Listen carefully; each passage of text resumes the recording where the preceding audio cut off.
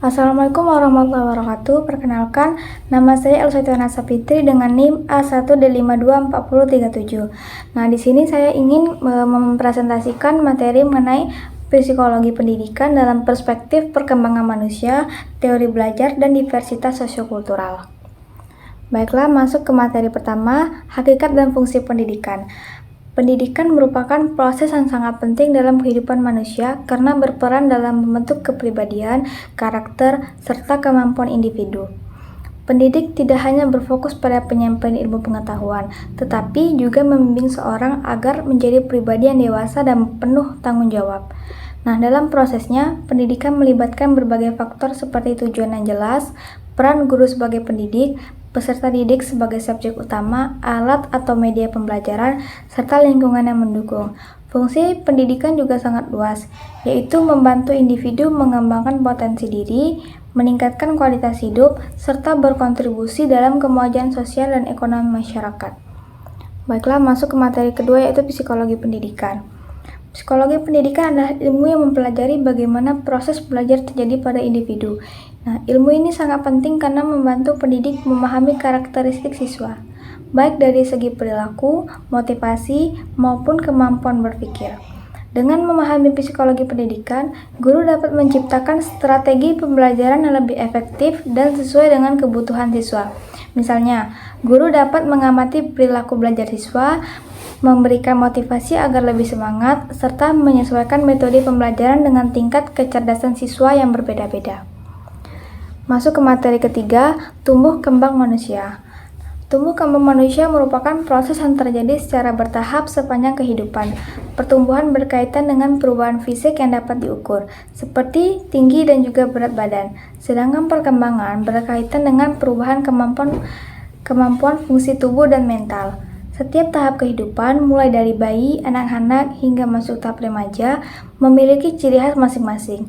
Oleh karena itu, penting bagi pendidik untuk memahami tahap-tahap ini agar proses pembelajaran dapat disesuaikan dengan kemampuan dan peserta didik.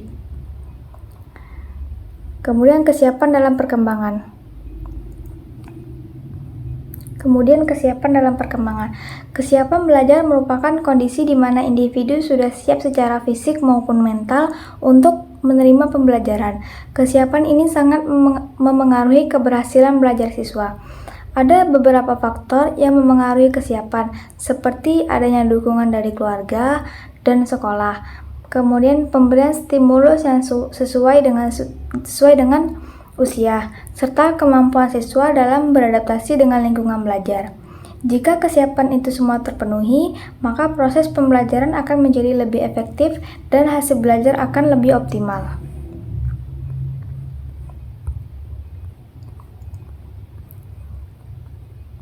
Kemudian teori maturasi atau Gisel. Teori maturasi yang dikemukakan oleh Albert Gisel menjelaskan bahwa perkembangan individu sangat dipengaruhi oleh faktor biologis atau kematangan tubuh yang terjadi secara alami. Menurut Gisel, tiap anak memiliki pola perkembangan yang sama, tetapi kecepatan secara bertahap, misalnya dari arah kepala ke kaki, serta dari kemampuan yang sederhana menuju kemampuan yang lebih kompleks. Oleh karena itu, dalam proses pendidikan, guru tidak boleh memaksakan anak untuk mempelajari sesuatu yang belum sesuai dengan tingkat kematangannya. Jika pembelajaran diberikan sesuai dengan kesiapan dan perkembangan anak, maka hasil belajar akan lebih optimal dan tidak menimbulkan tekanan bagi siswa. Kemudian diversitas sosiokultural. Diversitas sosiokultural merupakan keberagaman yang ada dalam masyarakat, seperti perbedaan budaya, bahasa, agama, dan adat istiadat, dan juga latar belakang sosial. Dalam dunia pendidikan, keberagaman ini harus dipandang sebagai kekayaan yang dapat memperkaya proses belajar, bukan sebagai penghambat. Pendidikan multikultural berperan penting dalam menanamkan nilai toleransi, saling menghargai, dan kerjasama antar siswa yang berada di latar belakang. Guru juga memiliki peran besar dalam menciptakan suasana kelas yang inklusif dengan cara mengintegrasikan berbagai budaya dalam materi pembelajaran, serta menghindari sikap diskriminatif. Dengan demikian, siswa dapat berkembang menjadi individu yang terbuka dan menghargai perbedaan.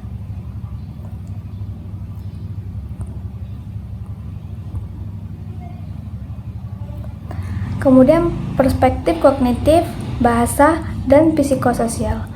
Perkembangan anak merupakan perubahan yang berlangsung secara bertahap dan kesinambung sejak lahir hingga dewasa, yang mencakup aspek kognitif, bahasa, sosial, dan juga emosional.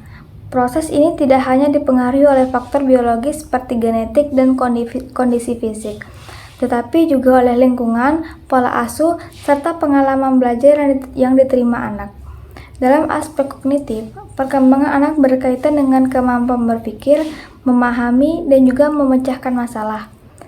Menurut teori Jean Piaget, perkembangan kognitif berlangsung melalui beberapa tahap, mulai dari sensori motor hingga operasional formal, di mana setiap tahap menunjukkan peringkat kemampuan berpikir dari sederhana ke kompleks.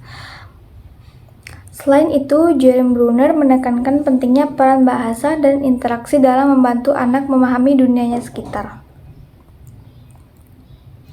Perkembangan bahasa anak menjadi bagian penting dalam proses tumbuh kembang karena bahasa merupakan alat komunikasi utama dalam menyampaikan pikiran dan perasaan.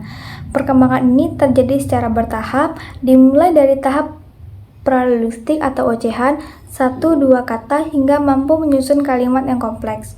Proses ini dipengaruhi oleh berbagai faktor, seperti kemampuan kognitif, lingkungan keluarga, interaksi sosial, serta stimulus yang diberikan. Teori perkembangan bahasa seperti behaviorisme, nativisme, dan interaction dan kognitivisme menjelaskan bahwa bahasa berkembang melalui perpaduan antara faktor bawaan dan juga lingkungan. Selain itu, perkembangan sosial dan emosional anak sangat berperan dalam pembentukan kepribadian. Pada masa usia dini, anak mulai mengenali berbagai emosi, seperti senang, marah, takut, hingga emosi yang lebih kompleks seperti malu dan juga cemas. Perkembangan ini sangat dipengaruhi oleh hubungan dengan orang tua, guru, dan juga lingkungan sekitar. Dalam teori psikososial Erik Erikson, perkembangan manusia terdiri dari beberapa tahap yang masing-masing memiliki konflik yang harus diselesaikan, seperti kepercayaan versus ketidakkepercayaan pada masa bayi dan identitas versus kebingungan, peran pada masa remaja. Keberhasilan dalam menyelesaikan konflik tersebut akan membentuk kepribadian yang sehat dan juga seimbang. Kemudian perkembangan sosial dan emosional anak. Perkembangan sosial dan juga emosional anak berlangsung sangat pesat terutama pada masa Golden Age, yaitu usia 0 hingga 6 tahun. Nah, pada tahap ini, anak mulai mengenali dan mengembangkan berbagai emosi, dimulai dari respon sederhana saat bayi hingga emosi yang lebih kompleks seperti rasa malu, cemas, dan juga kecewa ketika memasuki usia sekitar 5 tahun. Perkembangan ini sangat dipengaruhi oleh lingkungan, terutama pola asuh, orang tua, dan interaksi sosial di sekitarnya. Oleh karena itu, dukungan keluarga dan lingkungan sekolah sangat diperlukan untuk membantu anak mengelola emosi dengan baik dan membentuk kemampuan sosial yang sehat. Kemudian pembentukan identitas diri. Pembentukan identitas diri merupakan proses penting yang terjadi terutama pada masa remaja. Menurut James Mercy, proses ini melibatkan dua aspek utama, yaitu eksplorasi dan komitmen. Remaja akan mencoba berbagai peran, nilai, dan pilihan hidup sebelum akhirnya menentukan arah hidup yang sesuai dengan dirinya. Proses ini dipengaruhi oleh lingkungan sosial, pendidikan, serta pengalaman yang hidup dialami oleh setiap individu. Pembentukan identitas diri yang baik akan menghasilkan individu yang percaya diri, mandiri, dan memiliki tujuan hidup yang jelas. Kemudian teori behaviorisme dan kognitivisme. Teori belajar behaviorisme dan kognitivisme sama-sama penting dalam proses pembelajaran.